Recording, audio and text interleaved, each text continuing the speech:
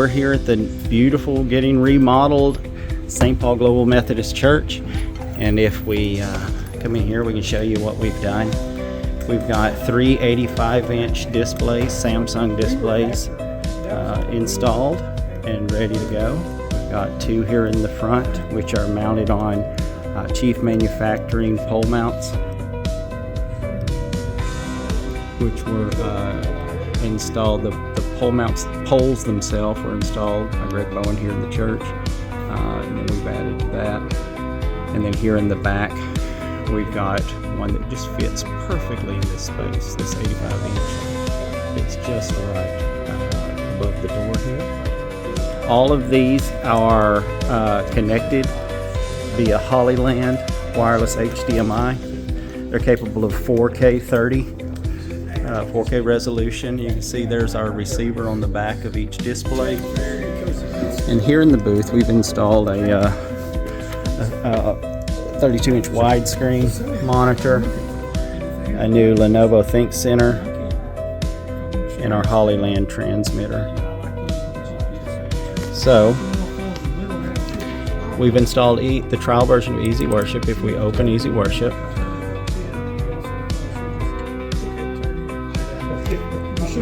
it'll open in about 6 or 7 seconds.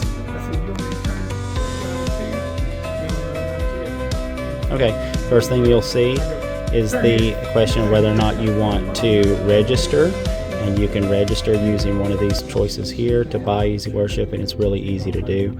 Otherwise, just hit the X and you're in the demo version. And then you've got a tutorial that you'll give you a chance to follow a tutorial.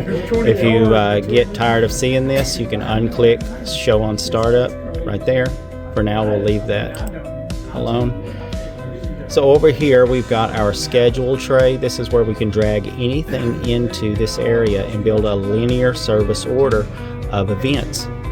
Down here at the bottom are the things that we can add. These are, we call this a media tray. We've got songs, scriptures, media, which includes videos, images, feeds, DVD, audio, and then presentations. We can make a presentation, or we can import a PowerPoint presentation. The last one is themes. So if we go to songs, we can see we can click on all songs here, and you can see over here we've got all of the public domain songs. Now if I subscribe to Song Select, which is right here, then it'll ask me to log in, and then I'll be able to import any copyrighted Christian song into my library, and then I'll be able to go to all songs again, and that song will show up here. So any song that I want here, let's say this is Amazing Grace right here, and so we can hold down on it and drag it into our schedule, and there it is. We've got the song here. Over here we've got the verses, all the verses, any components of the song. Anything that's in the schedule here, when we click on it, we'll be able to see all of the components, and we can click on those individually, and those will come up. You can also, we can go to scriptures.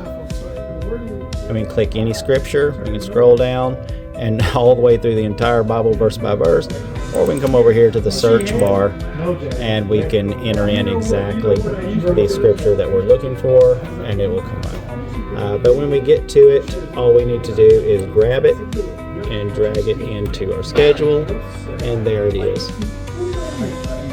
And we also have different versions here, and so if right now it's the HCSB, the King James, and the RVA. I'm not sure what RVA is, but if we want to add more versions, we can click More Available, and we can download any free ones, or there's some that you have to buy.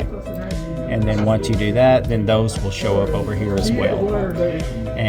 But if I click on any of those versions, it just changes what I'm seeing here to that version, and then I can drag it in. So the next thing is the media tray, and this is going to include videos, images, and among other things. And we can get into those a little bit next level to import part of a DVD that's in the computer. but anything, I can hit the plus button on any of these things and bring in something from local that's on my computer into my library here. And then like everything else, we'll just grab it and drag it in. And there it is. And then if I click on it, it'll come up on the screens. So in presentations, I can build a presentation by hitting the plus sign, and then it's going to take me to a thing where I can build a presentation. I can add extra slides with the plus sign here, and they'll all populate over here. I've got two different views. I've got the words, or I've got the slides. So if I click on slides and I add, click on the plus, it's going to add another one. I can go to each one just like PowerPoint and adjust. I can drag in from the top, drag in different kinds of media, whether it's videos or images, even audio. I can pull audio in so that when I click on this, audio plays with what I'm doing. And then we'll come down here when we're done and click apply and OK. And then when we're done with that, that will actually, when we're done with that, that will show up as a presentation here, and then we can drag it in if we want to. Okay, you can also import any PowerPoint that you make, any PowerPoint presentation, by clicking right next to the plus. You can see that there's a little arrow there, and I can click on it and import PowerPoint file.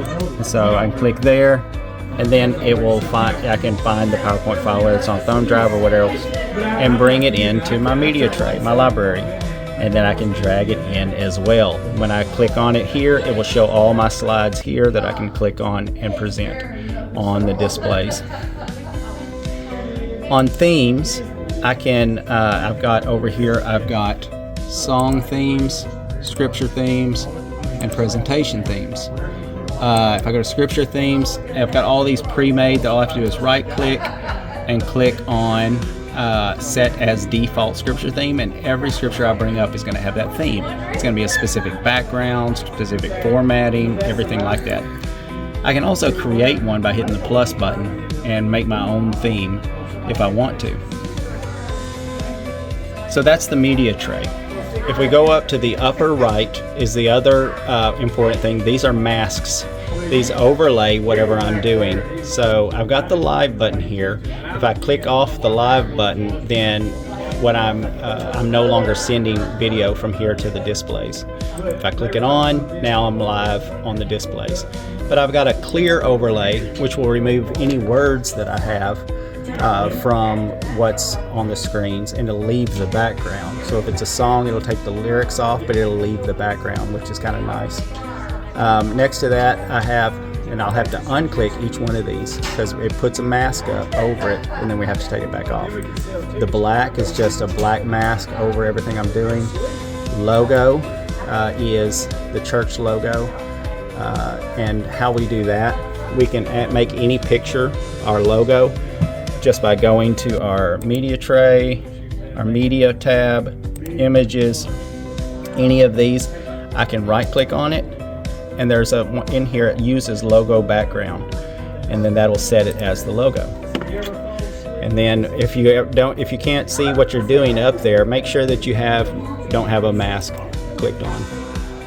All right, and there's also the remote. Any device, whether it's a phone or an iPad or whatever, that has the EasyWorship remote app on it, that will show up here in the available devices, and you can click on it and then open the app on the device and control it remotely using your mobile device. Got the audio here on the PC. It's labeled laptop, but it used to be a laptop, but that's where our audio from anything that we're doing on the computer will show up. Thank you for trusting Bensberg with this project. If you need anything else, audiovisual, security, or networking, please let us know. 870-814-0714.